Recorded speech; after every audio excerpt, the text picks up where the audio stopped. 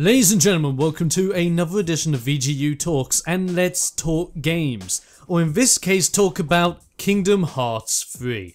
Now before we get deep into this video, I'd just like to remind you that currently every Monday on Twitch TV, I'm live streaming Kingdom Hearts Birth by Sleep. I love the game and it's my first proper chance to go through it again and really attach myself back to the Kingdom Hearts universe. So if you want to join me, you can every Monday at 8 PM GMT over on our twitch.tv channel. Shameless plugging! But with the shameless plug to one side, today we'll be talking about Kingdom Hearts 3 and where I think the plot is going. For you see, Kingdom Hearts is a series that has taken a generation of gamers by storm.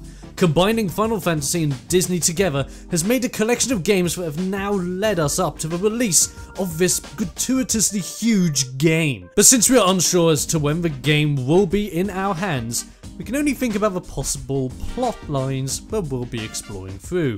With that in mind, here's my idea about what we could see from Kingdom Hearts 3. Now, a quick spoiler alert. In this, I will be bringing up spoilers from the series of the Kingdom Hearts games. If you have not played the games before, I heavily suggest you do, or at least read up on the storylines before we continue. You have been warned. So as I'm talking about the storyline of KH3, I'll be splitting it into 3 separate acts. Think of it as beginning, middle, and end. Act number 1. The Warriors of Light. The first most important part of the game that should be addressed is the joining of the 7 lights. These characters are going to be the ones to rise up and defend the galaxy against the 13 darknesses led by Xehanort, as established in Dream Drop Distance. The 7 lights, as we know, are going to be Sora, Riku, Kairi, Ventus, Terra, Aqua, and King Mickey. Now for the interesting part. How will Ventus and the others from Birth by Sleep be saved, and by who? My theory has it so that Sora saves Ventus, Kairi saves Aqua, and Riku saves Terra. And let me explain why. Sora would travel back to Castle Oblivion in search for the secret chamber that holds Ventus's heartless shell. As part of him is inside Sora, the young protagonist from the main Kingdom Hearts games, has to be present in his recovery. Saying this, however, Ventus should not be saved first, but last. This is because it is going to take the combined powers of all the Warriors of Light to bring Ven back from the darkness inside of him.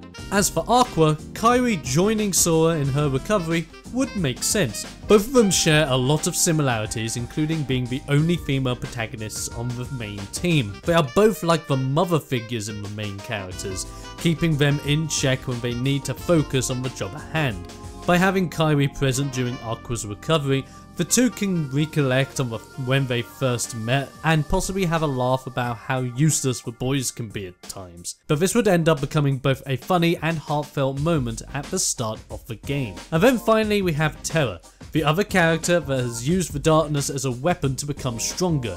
Him and Riku share a lot of experiences together, the most important being that they have both succumbed to the darkness in some way. Terra combining with Xehanort's heart to create Terranort, and Riku joining with Ansem, Xehanort's Heartless, to gain more power. As Riku, however, has channeled his darkness into his abilities, as can be seen in Kingdom Hearts 2 and Dream Drop Distance, Terra was never able to truly channel all of that power he had, hence why he was so easily overtaken by Xehanort's heart.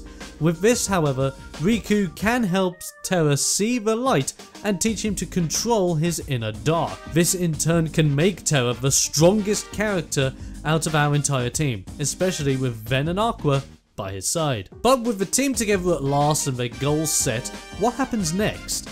And here we come to Act 2, the protection of the worlds. With everyone together, now it would make sense to head out to the neighbouring worlds, some old and some new, to defend them from the Heartless and possibly the return of the Nobodies and the Unversed. This will involve the characters going to certain worlds or just joining Sora for the ride, alluding to the possibility of 4 party members like in Final Fantasy 15 rather than 3. Throughout these moments of the game, the characters will learn new skills and gain the ultimate power that they need ready for the final battle. This will also help to introduce the other members of the 13 Darknesses and answer questions about their individual traits and goals on these worlds. possibly showing off that it's not just Xehanort and former members of Organization 13 joining the ranks. Could Jafar, Oogie Boogie and even Ursula make a comeback?